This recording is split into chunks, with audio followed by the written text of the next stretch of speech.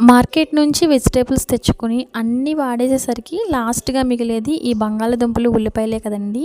ఇవాళ కూడా మా ఇంట్లో ఇవే ఉంటే పిల్లలకి చక్కగా బంగాళదుంపలతో కుర్మా కర్రీ అయితే చేశాను. అలానే కొంచెం పెరుగుంటే దానితో మజ్జిగ పులుసు అయితే తయారు చేశానండి. ఇవి రెండు కూడా చాలా సింపులే కానీ మా ఇంట్లో అయితే చాలా ఫేవరెట్ అండి. ఎన్వి కంటే కూడా చాలా ఇష్టంగా తింటారు. నేను బంగాళదుంపలతో ఎప్పుడైనా ఫ్రై కానీ కర్రీ కానీ లేదంటే ఇలా కుర్మాలా ప్రిపేర్ చేస్తానండి. కుర్మాలా ప్రిపేర్ చేసినప్పుడు ప్రతిసారి కూడా మజ్జిగ పులుసు అయితే తయారు చేస్తాను. తోడు పెట్టుకున్న పెరుగులో చక్కగా పసుపు, పచ్చి ఉల్లిపాయ ముక్కలు వేసేసుకుంటానండి. పక్కన చక్కగా పచ్చిమిరపకాయలు అలాగే అల్లం, కొత్తిమీర కూడా దంచేసుకుని ఆ పేస్ట్ని కూడా ఆ పెరుగులోనే కలిపేసుకుంటాను. తర్వాత పోపు దినుసులు వేసుకుని చక్కగా ఫ్రై అయిన తర్వాత అందులో వేసేసుకుని ఉప్పు వేసేసి కలిపేసుకుంటానండి. ఈ మజ్జిగ పులుసు అయితే మాత్రం చాలా బాగుంటుంది. దీని కాంబినేషన్గా బంగాళదుంప కుర్మా కూడా చాలా బాగుంటుంది.